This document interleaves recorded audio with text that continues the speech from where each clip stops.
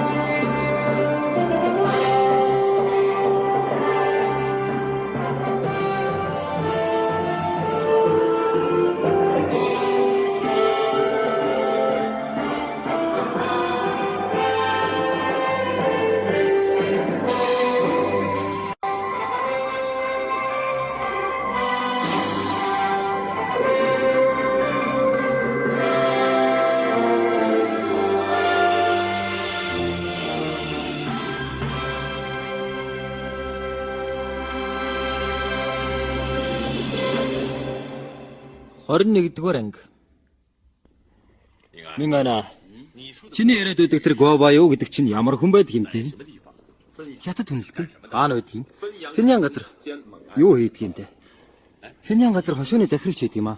Чи жаахан нойрмоглоод өнөд та жаахан нарийн ярьж өгөөч. Харин та жаахан яарад өнөд та. Тэр Гоба юу бол бас тан улсын нэртэж анжин Гоцыг огсооны хүн.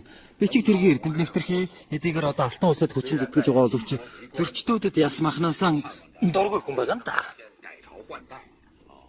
Яа, нөгөө юу л юм гэдэг үлээ. Юу л цуу сахилж гинөө, тийм ээ. Юу л цуу цай бол Китаны язгууртны удам хойчилд. Ихяа улсын Дундаан вангийн 8 дахь үеийн урсаад эцэг нь Алтан улсын Жунзан хааны үед баруун гарын эрхэм сайд хийдэг байсан юм. Жаргарсан хойно нэг хүү төрүүлсэн нь юу л чуу цай байгаа юм. Эцэг нь эрдэмтэй мэрэгэн болоорой гэж чуу цай гэдэг нэрийг хайрлсан хэрэгэлт. Тэрний өргөсөн нэрийг нь Жинцин гэдэг юм. Бүр далд санаа нь гэвэл өсөж томроод хариу улсад хүчин зүтгэхийг бэлэгдсэн хэрэгэлтэй. Тэр хүн багасаа олон хэлний ном эрдэмт нэвтрэх ялангуяа түүх сударт бүрж гарамгаа нэг юм билээ. Хажуугаар нь зурхай, газар зүй, цаг тооны бичиг зохиох, тоо бодлого, бурхны сургаал гэдэг. Өхвөл хоттойгоо хамт мөхөж сэхвэл хоттойгоо хамт сэхий. Хамт чалхан мөхөх учиргүй шүү. Өхвөл хоттойгоо хамт мөхөж сэхвэл хоттойгоо хамт сэхье. Хараад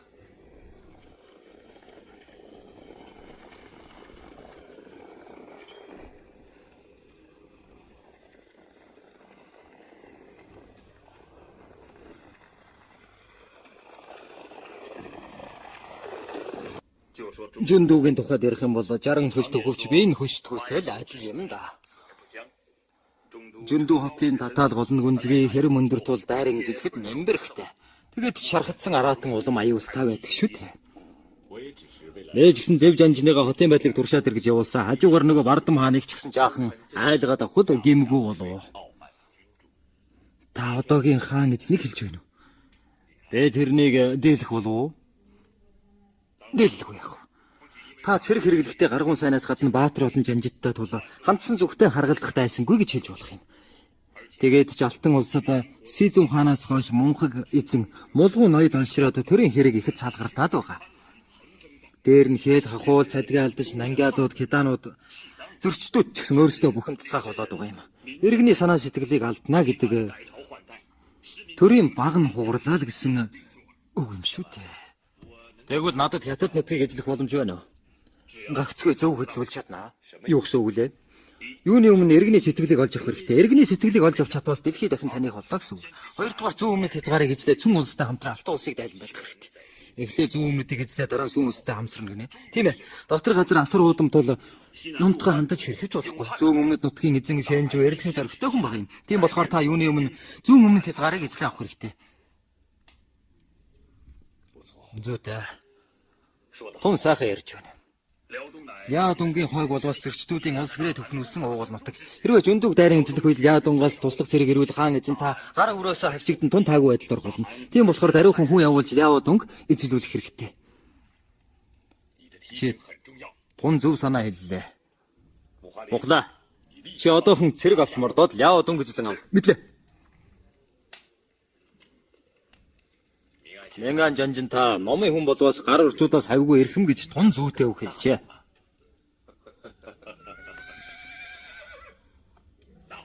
Та.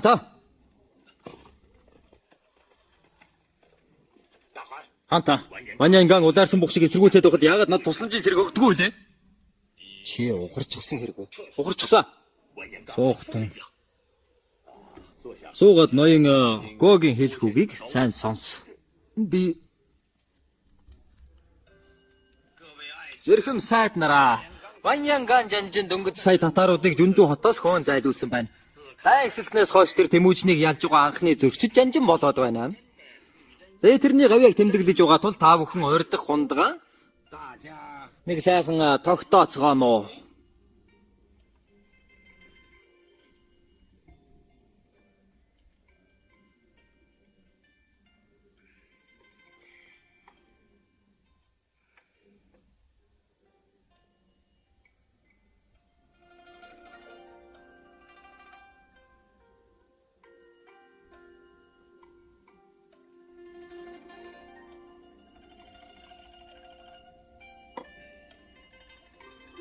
Гүй.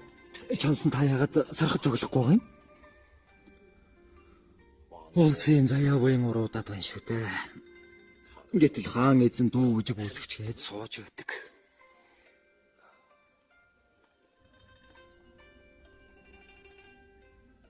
Та.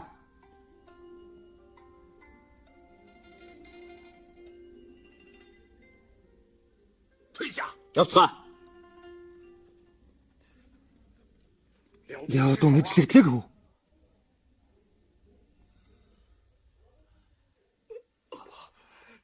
Чансан минь одоохон хүч явуулж яа доо хэрэгүүлэн авах хэрэгтэй.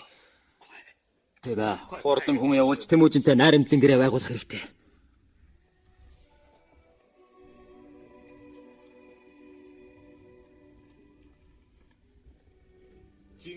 Алтан улсын элч жанжин Вангин Чэнхүү бивэр Монгол улсын Чингис хаанд бараалхаж байна. Жанжин та босготун. Та бол бас хуушаахуу болон Юуху Гао чи нартай адилгүй хүн гэдэг чинь би мэднэ. Алтан улсад олонтоо байдгүй хүнддэг үл зовх дайс минь мөн байлээ. Бос. Өөдөөсөө. Их хаан талархлаа.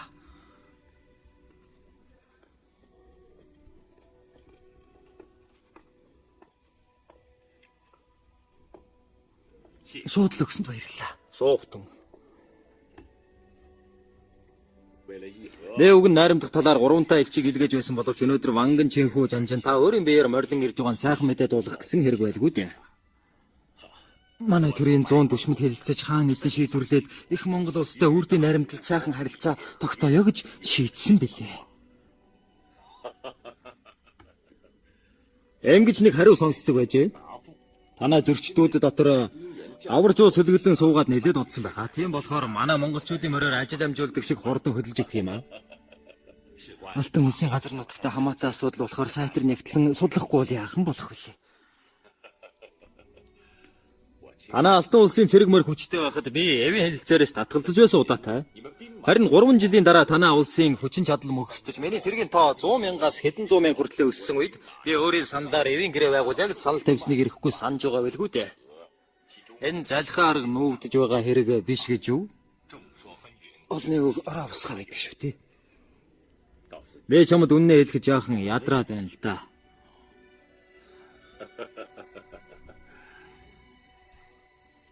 Танай зөрчдүүд Ляо улсыг устгаж сүн улстай дайтаж явахад манай монголчууд та бүхэнд саад хийж байгаагүй.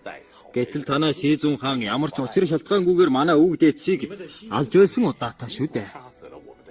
Тэгээд алба говшуур аваа зогсохгүй 3 жил тутам их цэрэг илгээж эдэр чирэг ирчүүдийг баривчлан алдаг байсан. Дүүгээр зогсохгүй танаа Вэйван Южи намайг албан говшуурын эдвараа хөргөн өгч байх үед модон илжигт хадаж алахаар завдаж байсан хүнийг дэндүү басамжилсан хэрэг. Тийм болохоор би өшөөгөө авахын тулд цэрэглэн хөдөлсөн хэрэг. Харин өнөөдөр хэлэлцээр хийхээр шийдсэн бол сайн хэрэг байна. Юуны өмнө нөхцлөн сайн тохирцгоё. Хаан эзэн өөрийн гүнчийг Чингис хаан таны баг хатан болгон өхөр шийдсэн нь Ванжао Жун хатанг хүннүүгийн хаанд өгч байсантай адил хэрэг юм шүү дээ. Гүнжигийн охин гинэ. Тэгвэл мөнх тэнгэрийн таал байж таарах нэ дээ. Тэгвэл 3 жил өхөлтөнд дайцсан манай Ваатар цэргүүдийн уур хилэнг танай хаан яаж дарыг гэж бодож байгаа юм бэ те? Тэр нэг хэл. Би 500 охид хүүгүүдийг авчирсан танаа Баатар жанчин цэргүүдэд үйлчилж байгээ гэсэн хэрэг. Түүнчлэн байлдааны морд 3,000-ыг авчирсан. Түүнээс гадна 100 тэрэг хоргыг танаа цэргүүдийн дайны олцонд зориулж байгаа юм. Болгоно. Албаны хэргийг амархан шийдэж болно. Харин манай цэргүүдийг харахад ямар хөө харагдаж байна да. Шинийг хэлээд гэхдээ. Алуу. Үнэхээр эрлэх Баатар шинж байна. Харин юу гэж? Тэдний зарим нь хүн алах дон туссан гэлцэх юм байна л. Надад тийм ярахчд хэрэггүй. Зевсгийн хүчээр хүнийг хөнөөж болно. Харин бусдыг дагуулхад нэм бэрхтэй шүү дээ. Миний дэргэд одоо юу л байгаа? Юу л бухаа болон мянган жанжингу зогсож байна. Тэгэд урд нь бүгдээрээ танаа улсын төлөө хүч өгч байсан улс. Харин одоо миний эрдэм чадлыг бахарах миний төлөө зүтгэж байгаа юм шүү дээ. Чи ундаа нэг энэ донд ганц ч өрчөд хүн байхгүй байхад баяртай байна. Кеданчууд нангиадууд удам судраараа хядуулж байснаа мартаагүй байх шүү. Энэ хүн бол танаа улсын хамгийн ноцтой том асуудал болоод байгаа юм. Хаан эзэн та бидний зам мөрөөр л битгий орчихосоо та. Дун зөрөгтэй уран сайхан ярьлаа. Би энэ удаа урдын өшөөг авч шудрагасыг баримтлахаар дотор газар халдсан хэрэг. Харин улс үндэстнийг хүйс тэмдрэх санаа агуулаагүй юм шүү. Тэвж учраас танаа улстай сайн дураараа эвийн гэрээ байгуулах санал тавиад байгаа хэрэг. Хаан эзэн та тэгээд хизээ буцах гэж байгаа хэрэг үү? Би цээгөө гүнжийг хараагүй л байгаа шүү. Би одоохон жүндүүд очиж цээгөө гүнжийг явуулан Бэков газар тантай сүү барилдуулъя. Дараа нь би өөрийн биеэр хаан эзэн таныг цавчаал бомтоор гаргаж өгье. Дуу жанжин таныг тэр хол явуулж шилээгээд яах вүлээ дээ. Үгүй дээ. Чинхүү бивээр хаан эзний зарилгаар таныг эртхэн цагаан хэрмээр үдэн гаргах тушаалтай хүн.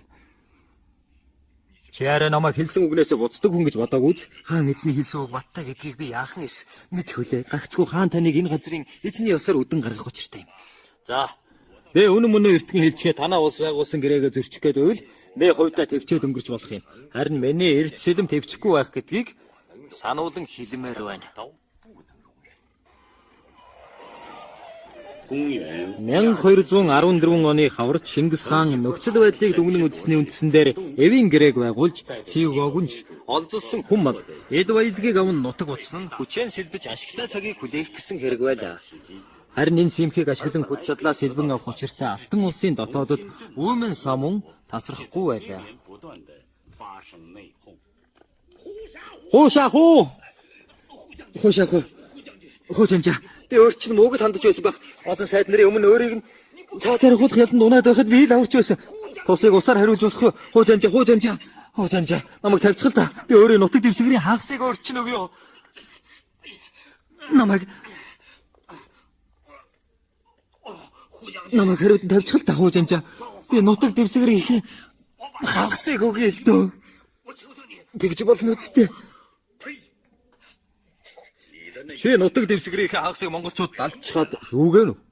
Хэрвээ чам шиг эрдэм чадалгүй дөрөө амтныг хаан ширээнээс буулгахгүй бол их алтан улсын ард иргэд удахгүй оршуулах газаргүй болох байлгүй. Чи жаахан юм ойлгодог бол өөрөө наана өглөө хүлээгээд хэвтэж бай. Тэгсэн цагт чамаагч бас яах вэ? Агуудагийн өр хооч гэж бодож бас болох л юм. Хошаху. Мохор самуу хулгайч сонсч бай. Би анхнаасаа туушааны эгийн ухаантай үгэнд орж байсан бол өнөөдөр юу боллоо гэж ийм хэрэг болох үлээ дээ. Гэхдээ чи юм сайнаа үзэж өгөхгүй байлгүй те. Гайгүй чи.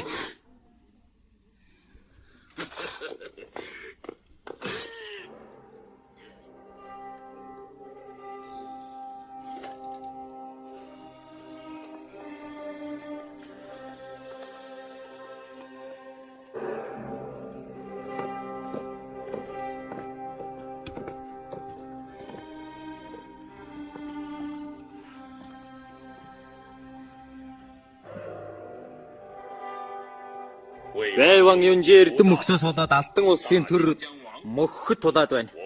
Хуушааху бивээр эрэг зайг зайлуулах үүднээс тэрний хаан ширээнээс нь авч хаялаа. Гэхдээ дэлхий дахин ганц өдөр эзэнгүй байж болохгүйг бодолцсон энэ хүнд барих цаг үеийн байдлаас халшралгүй би өөрөө улсын төр цэргийн бүх эрх мэдлийг гартаан авч байна.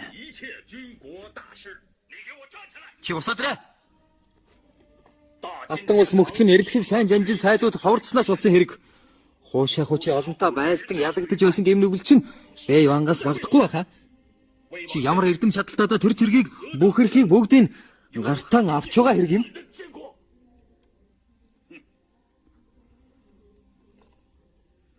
Ангрийн хүү Монхог болвас ухаантан жанжин сайдууд эрдэм чадлаа харуулах боломж мөхөс байдаг юм. Тийм болохоор тэр олон жанжин цэргүүдийн амнаас хохирсон нь гагц бай вангаас л болсон хэрэг. Битгий дэмээрээ. Чи баруун нийслэлийг хамгаалж байхдаа байлдахгүй оргон оргосон. Дараа нь цавчаал бомтыг сахиж сууж байхдаа бас л оргосон. Энэ бүхэн чи бай вангийн алдаа болж байна уу? Огшин зөнөг минь. Эртний үгэнд баг гэмээ нуухгүй байх нь их эрдэм байдаг гэдэг баха. Хуушаа хуу Монхог эзнийг авч хайснаар Баатар нэрээ түмэн үед дурсах болно гэдгийг санаж яв. Хаан эзний хөнөөгөд хар санаа агуулсан хуушаа хуу 1000 онд муу нэрээ дурсгах байлгүй дээ.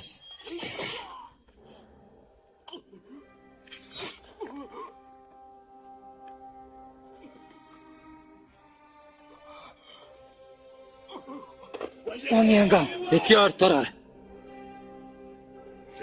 Хэн Вэйван хамгаалан миний эсрэг үг хэл гаргана уу? Тэр хүн эцэстээ ийм байдалтай болно гэдгийг санаж яв. Наадгаж ирж гаргаа 3 өдөр наранд дэлжил. Илжиртэл нь байх юм шүү.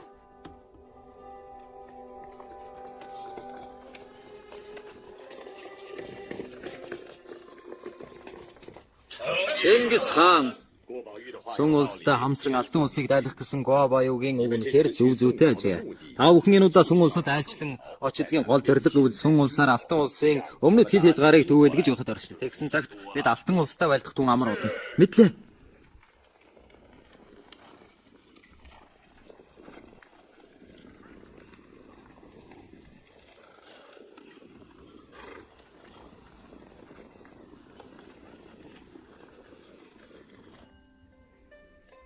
Хэрвээ аль нэгэн улс үндэстний сүр мөхөх нь харь улсын хүчтэй нөлөө байдаг боловч өөрийн дотоод хүчин зүйл заавал байдаг нь зүүн хэрэг юм аа.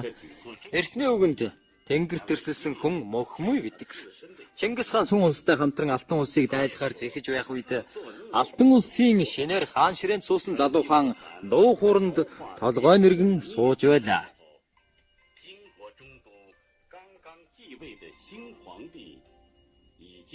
Тэрээр Чингис хааны бодлыг огтхон ч таагаагүй юм. Өнөө хаа 3 жил гаруй тайван амгалан байлаа шүү дээ. Цөмөрөө нэг хундаг тогтоё доо. За. Би чансан байхдаа цэөгөө гүнжүүлэн 1000 өсвөр насны хүүхдүүд ихээхэн хэмжээний алт мөнгөний дагуурсыг тэдэнд өгч явуулсан юм. Тэгээ тэрний оронд хааны ордон дуу хүжиг игшгэлүүлэхээс өөр олигтой юмыг хийж чадсангүй. Миний хийсэн нүгэлч мөн аргин болж тээ хөрх. Нүглээ яаж нэмгэлэнтэй. Чансан минь. Та өөрийгөө юунд хамаагүй зэмлэнэ вэ? Эртнээс нааш ураг барилдан найрамдал тогтоох явдал байсаар л ирсэн. Багцгүй манай улсын үед болж байгаа хэрэг улс иргэнд ашигтай л байл болов шүү. Гэхдээ 10 жилийн хугацаанд бодлого эргэн гарч иргэнийг амаржуулан улс цэргийн хүчийг бэхжүүлж болцсохгүй дайнаас сэргийлж байх учиртай юм. Гэтэл би амиа хоохолон сууж яахан болох вүлээ те. Туушааны чансан та бас л юу яриад байна вэ? Та нар нэрээ юу хэлцээд байна? Туушааны чансан энхийн хэлцээр тогтоосон энэ аялтай үеийг ашиглан улс цэргийн хүчийг бэхжүүлж ивэл дээрээ л гэж байна. Туушааны чансангийн хэлдэг тун зүйтэй. Гэхдээ хуушаа хуу баруун гарын жанжинтай нэг маш чухал бодлого зөвлөн гаргаж ирсэн. Нэгд олон мууч хошуудын захирагч нар дор бүрнээ хүчээ шангасгаж байх. Хоёрдугаар дайнд өргөцсөн айл өрх болгоны өсөж томорсон хүүхдүүдийг цэрэгт татаж, цэргийн хүчийг зузаатгах. Гуравдугаар иргэний сэтгэлийг олохын тулд их хөршөөлийн зарилгийг буулгах явдал. Хаан эзний гэгөө энэ төлөө бүгдээ энэ хундгийг тогтооё. Хамгийн гол нь нийслэлийг жөндүүгээс бэмлэн газар руу нүүлгэнэ. Тэгээд шар мөрний хамгаалалтыг ашиглан монголчуудтай нэгийг үзэн байлдахыг та бүхэнд сануулж байна. Хаан эзний ухаалаг бодлын төлөө. Хаанта минь яасан ч нийслэлийг нүүлгэж болохгүй шүү.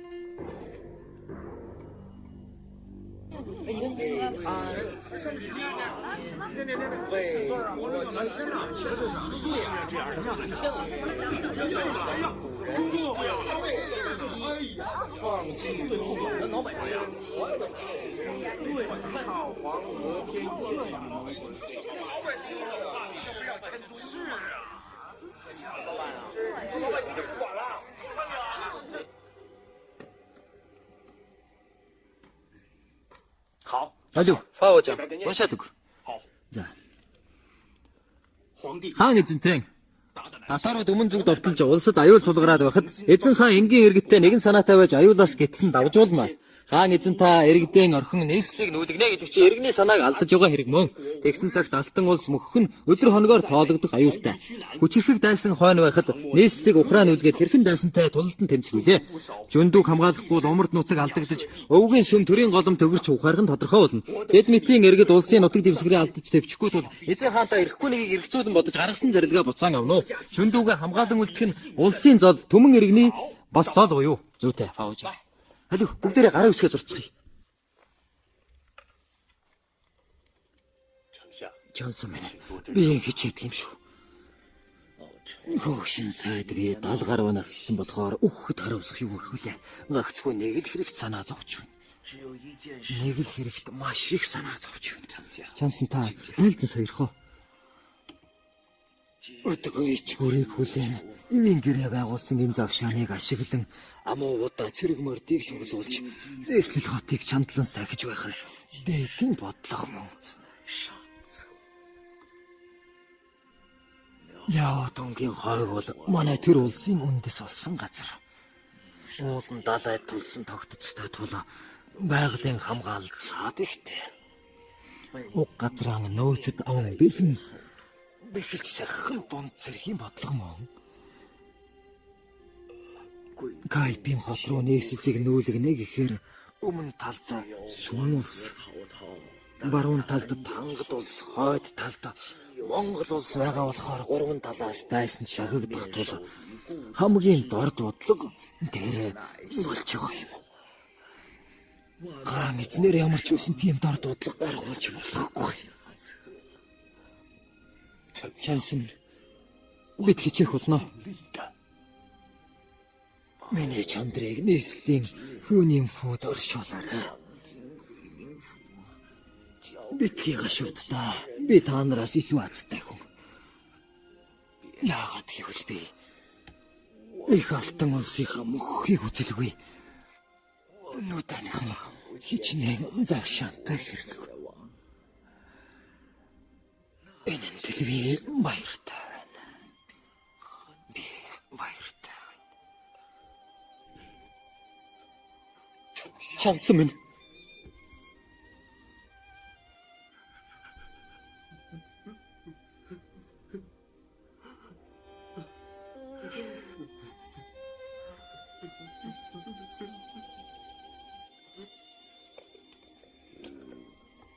Өгүүллийг тун сайн биччихэ. Фаожон дүүгээ эрдэм чадал тун сайж ирсэн байна шүү. Би өөрөө чинь алдаагийн засуулах гэж ирсэн юм шүү дээ.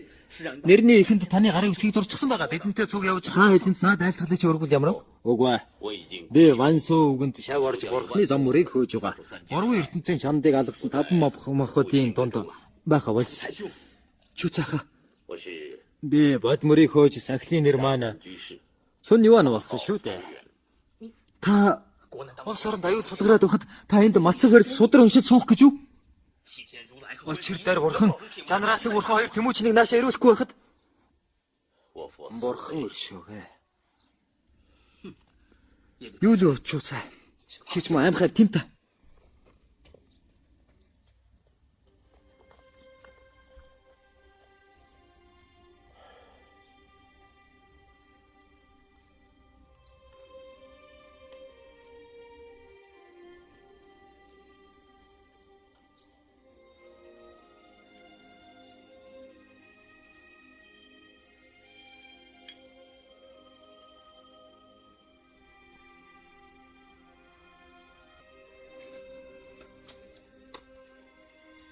Хаантан та бүхний айлтгалыг үзэж сойрхоод улс иргэнийхээ төлөө ингэтэл санаа зовж явдагт их баярлаж байна. Тэгэд нийслэлийг урагшаа үлдэх байсан хэрэг үү? Хаан урагшаа явж энэ газрыг хунтааж бит хоёр сахин үлдэхэр болоод байгаа. Тийм болохоор Жөндөө хотоо хайж байгаа хэрэг биш үстэй. Жөндөөг орохгүй бол хаантанд урагшаа явах ямар хэрэг байдаг вүлээ? Дугуйва. Одоохон цаанаага ард иргэдийг эндээс хөөж явуул. Эстэгээс манай зэргүүд Монголын зэргийг дийлдэггүй юм ахэд хэдийг бол дөнгөхтэйгөн байдаггүй. Та ямар сүртэй хүн бэ? Бид хаанд айлтгал өргөхөөс хайгаагүй юм чинь үхэхээс айв гэж юу? Айхгүй шүү. Их хүн тайван байцгаа. Бүгдээрээ л улс гэрийн төлөө зүтгэж байгаа хүмүүс байж хүнд хоорондоо маргалтна. Жоо фамиль. Энэ хэргийг нэгэн тогтчихсон тул одоо өөрчлөх аргагүй. Та бүхэн дээдсийн зарилгыг хүнд итгэн дагахаас өөр аргагүй. Улс орны мөхсөхтэй холбоотой асуудал дээр дуугүй хөлцөө суух хэрэг гэж юу? Та бүхний их журмын сэтгэлийг үнэ хүндэтгүү үзэж байна. Дорд вий жүндүг сахин хамгаалж үлдэхээр болсон тул та бүхэн хичээнгүйлэн туслана гэдэгт найдаж байна. Хэрвээ та бүхнийг хамтдан шийдэхэр болволоо би өгөхөөс айхгүй байгаа гэдгийг хэлсэн. Бид өгөх ямар хамаах вэ? Багц төр улсын оршин тогтнох хэсэг түмэн ардын амгалан тайван байдалтай холбоотой асуудал мөн өсөм.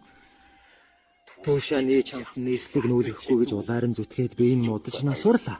Бид мэтэн ингэж бие гаргуунд нь гаргаад байвал хэн жүндүг хамгаалах болж байна.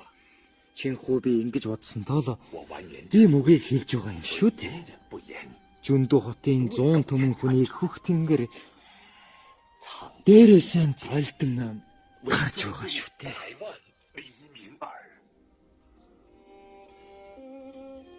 Явцгаая.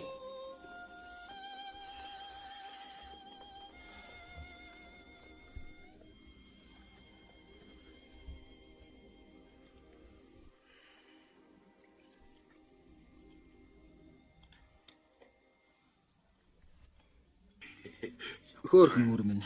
Аа гэ. Алло.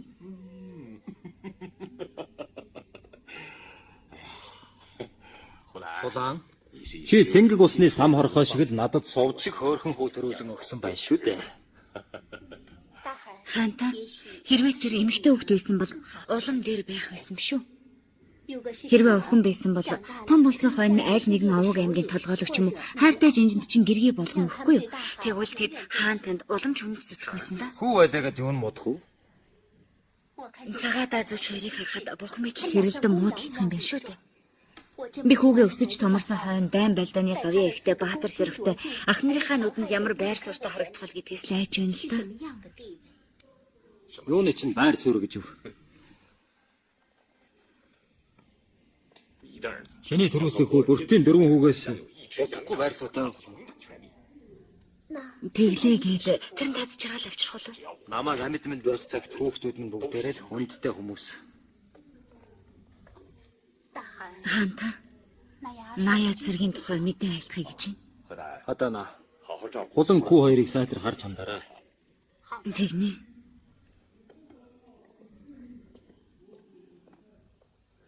Хаанта хүүдээ ямар нэр хайрлах гэж байна? Хөлөгжин гэж нэр өгье. Хаанта манай сүүнс рүү явуулсан ихэнх элч нарыг алтан улсынхан барьцаалаад авчихсан байна.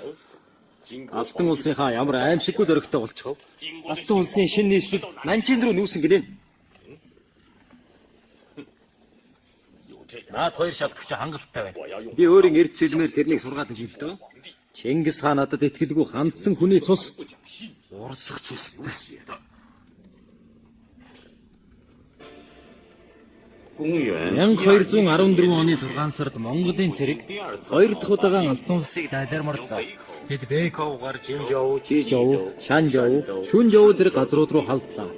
7 сард Алтан улсын хүн тайз Вангин Шоу Жүндү хотоос зүгтэн явлаа. 10 сард Мухлай Ляодунгийн хогийг дайрлаа.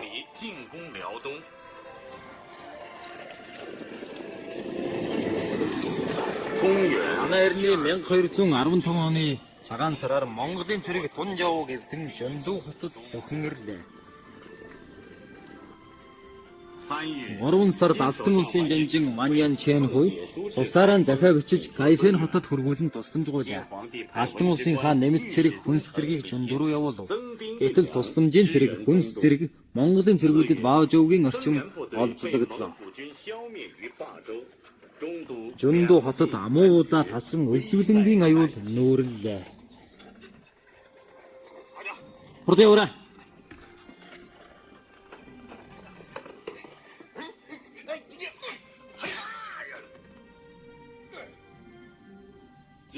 Вангин чансан хотыг сахих хэргийг хэлцэж байгаа гэж дуулсан юм байна.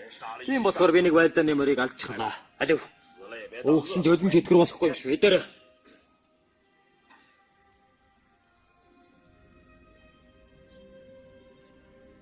байдаг бүх мордоо ядалж хаад яахан хотоос гарч тайсантай байлдах үлээ дээ.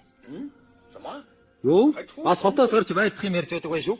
Нанжингаас дахин тусламжийн зэрэг ирүүлтэл монголчуудыг наашаа оруулахгүй байж чадвал дээдийн заяа байдаг үү те? Тийм үгүй юу? Хаантан бидэнд дахин тусламжийн зэрэг илгээх болов уу? Хэрвээ тусламжийн зэрэг ирэхгүй бол Монголын зэрэг наашаага орж ирэхгүй байлаа ч бид хагасарвалгүй бүгдээрээ өлсөж ухцгэх болно. Хаан эзэн хунтайз нарыг өмнөд зүг рүү яваад өгснөөс хойш би өөрийн өхлөр улсын ачийг хариулахаар шийдэж байна. Одоо үхэх цаг маань удахгүй болсон бол та. Та нар тэгээд үнэхээр үхэхээр шийдсэн гэж юу? Яадаг ч байсан хаан эзэндээ үнж байхаар тохирсон биз дээ. Хэрвээ хаантан гэгээ эзэн байсан бол яа гэх вэ? Үгүй чи тэгээд бүслэлтийг сэтлэн гарах санаа байгаа хэрэг үү? Хэрвээ үнэхээр бүслэлтийг сэтлэн гарч чаддаг юм бол үн чи харуулах боломжтой болно. Харин энэ дэмий суусаар өглөө хүлээхээс дээр шүү дээ. Чансан минь. Ванян шигүүгийн хэлдэг зөв шүү. Орго хэлтөө. За яах вэ? Хүн хүний бодол өөр байдаг хань яах вэ? Та нар явцгаа да. Явцгаа.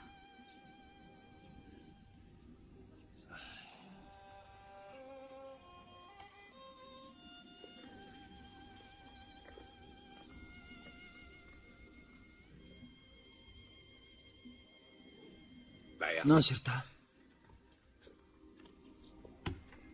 Чансан минь.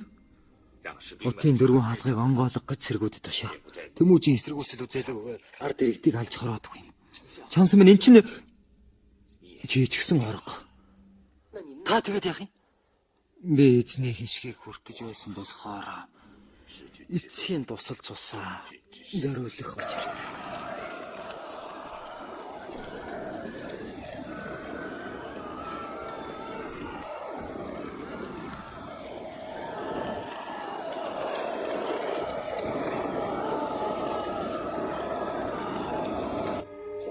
Хаан эзэн минь. Би аюулаас халшралгүй. Жүндүү хотоос ахин суусан боловч сайдвий Хуан шигийн эрдэм чадлагүй тул энэ хүнд бэрхүүргийг биелүүлж чадсангүй. Жүндүү хот эзлэгдэх нь нэгэн тодорхой болсон тул дайсанд баригдахаас амиа эгүүтгэн улстай үнэнч үлдээ та. Хаан эзэн таны лагшин тунгалаг байх болтугай. Ялтан сайд Ван Янчэн хувиэр цусаар хөлн толгой мэхийн ясаллаа. Жин юугийн 3 дугаар оны 5 сарын 2-ны өдөр.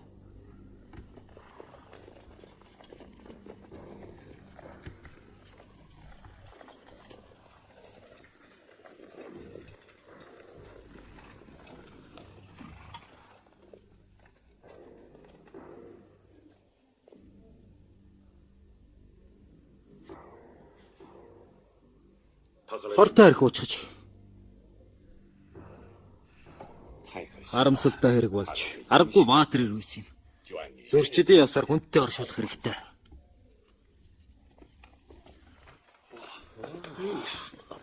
Хөөх.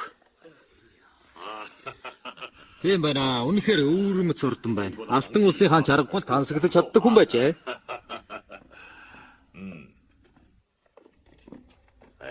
Гүн яаж ийм юмыг бодож олж чаддаг байна. Энэ ордныг манай алтан цацар шиг үхрээр чирээд явчихдаг байсан бол мөн сайхнаа тийм ээ? Харин тийм шүү. Чи арай үхэр толгойтой юм биш үстэй. Ордныг аваад явж болохгүй чи ордонд байгаа зүйлсийг зөөж болохгүй гэж юу? Би сайхан гэсэн зүйлсийг ганцыг ч орхихгүйгээд шийдчихсэн л дээ. Бүгдийг нь тал нутг руугаа зөөнө. Зүйтэй. Хааны ордны хамаг байдаг эд хөрөнгийг зөөгөөд явах хэрэгтэй.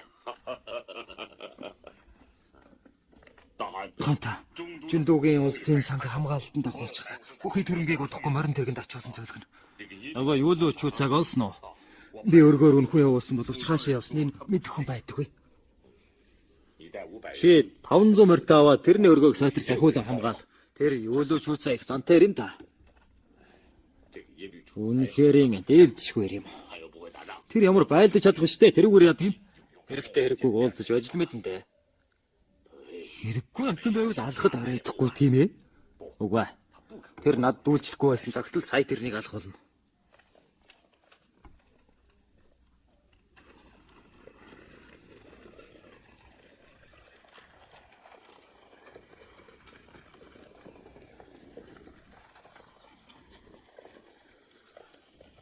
Хаанта? Ордон болон улсын сангийн эд зүйлсийг зөөгд ирлээ. Тун сайн байна. Аяа, байна. Манай зэргүүд ядарсан байлгүй. Тэднийг хотод оруулж 3 хоног талуулах юм. Мэдлээ.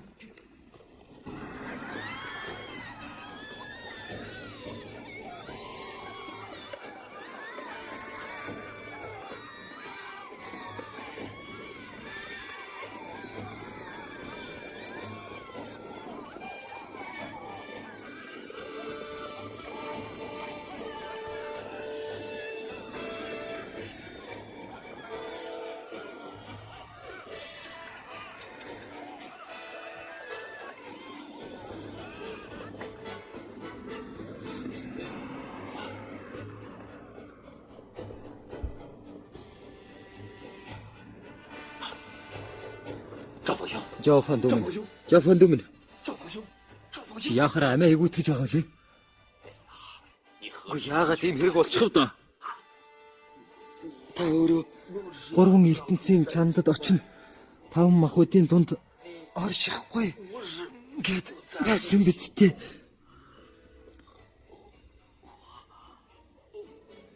Гойхон сумгаал давтах нь байна. Жофон дүмэн. Жофон дүмэн.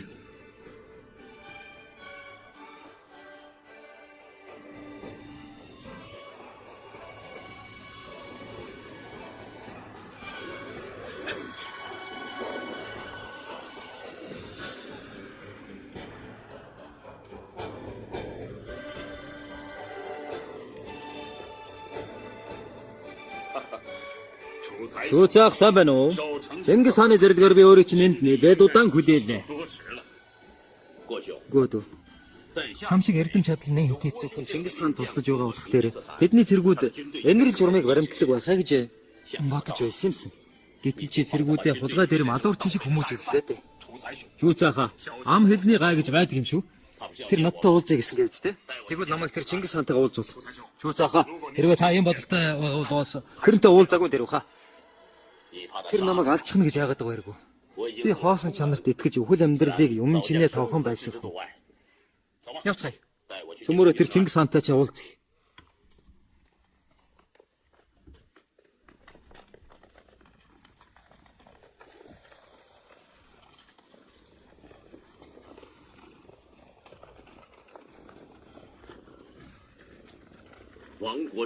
Мөксөн улсын мануухан иргэн юу л очуцаа би бараалах харлээ. Сөгдөх. Тэр урт сахлыг харав уу? Хаант нь чамайг их гоё урт сахалтай юм байна гэж байна. Орд би Нангад, Кидан, зөрчид монгол хэлийг бүгдийг мэднэ. Хаанта, миний сахал тийм чухал биш болов уу? Их хаан танаа цэргүүд хотод юу хийгээд байгааг л асуух гэж ирсэн хэрэг. Нангад монголчууд болон чиний өшөөг авч өгч байгаа хэрэг биш үү? Миний өшөөг авч өгнө гинэ. Тийм ээ. Чи өөрөө Кидан хүнгээ үстэй. Тийм ээ. Танаа яа улс чинь Алтан улстай 100 дамжсан өшөөтөнгүүд биш үү? Би Алтан улсыг мөхөж байгаа мэдээж хэрэг танаа Киданчуудын өшөөгч гэсэн авч байгаа хэрэг эндүрч байна. Юу гэнэ? Та эндүрч байна. Манайхан 3 үеэрээ Алтан улсын сайд түшмэд явсан. Юу л чуусаа би яах нэзэн хандаа өшрөх үлээ. Чуцаа. Тэгээд чи Монголыг дарлаж хэрцгийлж байсан хүмүүсийг бол Алтан улсын хаад түшмэд байсан болохоос биш. Жүндүү хотын иргэд ямар хамаа байх вэ? Хаан эзэнтэй цэргүүдэрээ жүндүүгийн иргэдийг талуулж байгаа нь өшөө авч байгаа хэрэг үү? Эсвэл өш гонцон зангидж байгаа юм уу? Яалаа гинэ чи?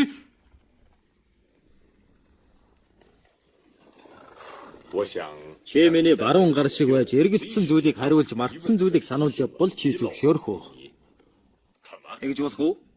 Жишээ нь ямар асуудал байх вэ? Хэрвээ өөр чинь дутагдж байгаа болон юуг дээрэмд нь талахыг сануулсан хэлж байгаа гэвэл дорд бий чадахгүй, зориглохгүй, хөдлөхгүй л болов. Тийм ээ. Үнэхээр хүч өрөхгүй. Юу хүчин дутаа юу? Тэмүүж. Чи намайг яаж алах гэж байна та? Чи тэгээд надад зүтгэх үнэхээр дургу байгаа мó? Сайн шүү модоо олж суудаг. Сайн төшмөд эзнээ сонгон үйлчлэх гэсэн үг байдаг л да. Би өөрөө чинь гэгэн эзэн мөн эсхийг л хэлж мэдэхгүй байна. Гэхдээ саяын үйлдэлээс чинь харах юм бол харгас эзэн гэлтэй. Тийм болохоор би өөрөө чинь сонгож чадахгүй. Хүн байна уу? Алуу. Алуу. Хаан тогтож хайрл. Одоохон элч довтлон бүх Монгол цэргүүдийг зөндөө хотоос гарахыг тушаа. Битээ.